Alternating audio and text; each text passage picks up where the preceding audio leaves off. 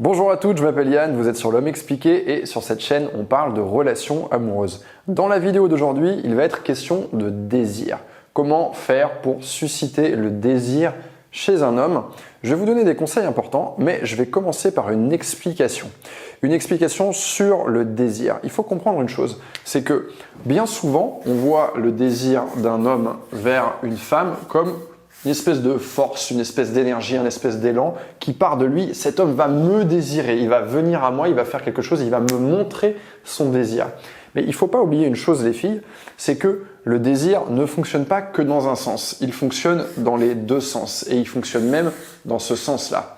Ce que je veux dire par là, c'est que plus vous allez désirer un homme et plus vous allez vous désirer vous, plus celui-ci aura tendance à vous désirer.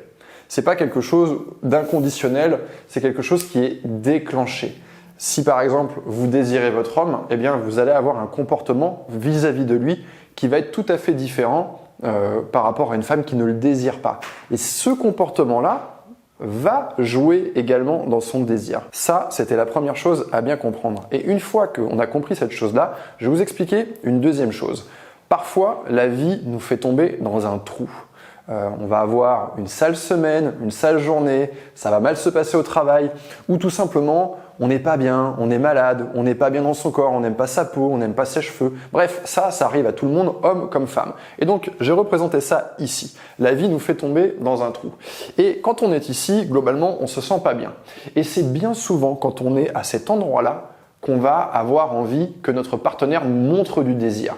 Pourquoi on ressent ce besoin à cet endroit-là? Eh bien parce qu'en fait, on est dans notre trou. Et en réalité, on voudrait remonter à la surface. Or, obtenir du désir, ça se passait bien ici. Là, le désir, il circulait à plein régime. Donc, on a envie de redevenir cette personne qui se fait désirer. Et là, quand on cherche du désir et qu'on est à cet endroit-là, eh bien en fait, c'est pas tellement qu'on a envie d'avoir une interaction sexuelle, mais c'est surtout que ce qu'on va chercher dans le désir, c'est la validation. C'est quelque chose qui va venir nous réconforter.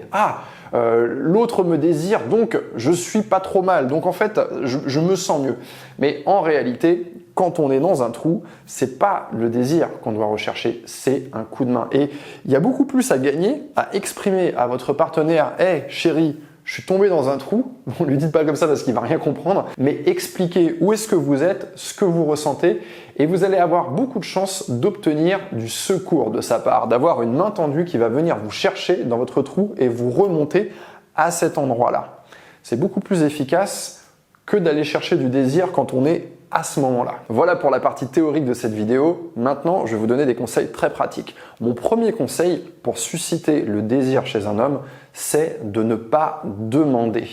Bien oui, on veut toujours ce qu'on ne peut pas avoir. Donc, si vous êtes en train de demander quelque chose, vous n'allez pas réussir à susciter son désir, à susciter cet élan de lui vers vous. D'ailleurs, vous êtes tout autant sensible à ça. Je suis sûr que vous avez déjà fait la rencontre d'un homme qui n'arrêtait pas de vous écrire, qui n'arrêtait pas de vous envoyer des messages et qui était en train de demander votre attention, demander votre présence, demander à ce que vous répondiez. Eh bien, quand vous avez cet homme-là qui vous demande beaucoup, souvent, on est beaucoup plus attiré par un autre homme, un prétendant, qui lui, au contraire, ne va pas trop répondre à nos messages ou ne va pas trop initier la conversation ou tout simplement va se montrer un tout petit peu plus éloigné. Ce qu'on a déjà, on a du mal à le désirer et ce qu'on n'a pas encore, on a envie de l'avoir.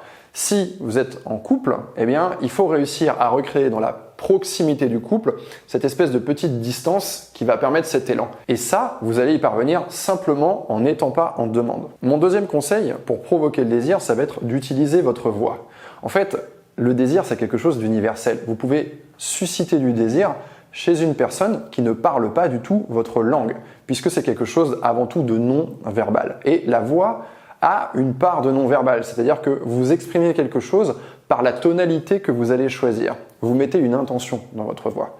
Donc, je ne vais pas chercher à vous faire des exemples avec ma propre voix, ça n'aurait aucun sens, mais comprenez bien que vous avez différents registres et que votre mec va pas être sensible à toutes vos voix. D'ailleurs, je vous donne un exemple tout bête. Vous n'avez pas la même voix quand vous êtes en train de faire l'amour avec votre homme, quand vous allez lui parler d'une certaine façon, que quand vous êtes en train de discuter avec votre comptable qui vous demande les bilans de l'année 2019 de tel dossier pour votre travail. Ce sont deux voix totalement différentes. qui vont provoquer des émotions complètement différentes. Donc à vous de jouer, de faire varier votre voix. Vous pouvez essayer de mettre plus de chaleur, vous pouvez essayer de ralentir votre débit, de parler un peu différemment et déjà regarder comment votre homme va y réagir. Il y a fort à parier que vous connaissez déjà intuitivement la voix qui va le plus l'exciter. Et donc parfois il suffit juste de se réapproprier cette voix. Mon troisième conseil, c'est encore du non-verbal et il va être question de toucher une personne. Quand vous passez à côté d'un homme et que vous touchez par exemple son bras ou vous touchez son torse, vous envoyez un signal fort. Encore une fois, c'est pas une chose que vous pouvez faire avec votre comptable. Donc ça a véritablement une signification. Donc il suffit de toucher votre partenaire ou l'homme qui vous intéresse d'une façon un peu plus osée, avec un peu plus d'intention que si c'était une personne lambda. Typiquement, une personne lambda, comment je vais la toucher? Je peux me permettre éventuellement de toucher son avant-bras, je vais avoir tendance à toucher avec le dos de la main.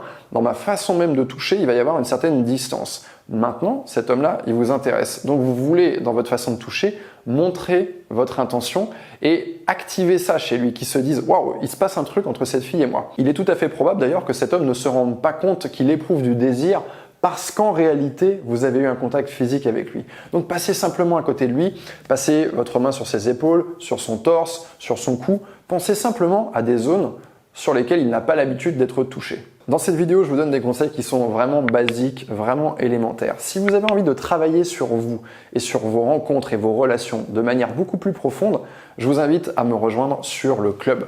Le club, c'est un espace sur lequel je fais du coaching chaque semaine et où je partage à mes abonnés mes meilleurs conseils. Vous pouvez trouver le lien pour me rejoindre dans la description de cette vidéo. Si celle-ci vous a plu d'ailleurs, n'hésitez pas à me le faire savoir en mettant un pouce vers le haut.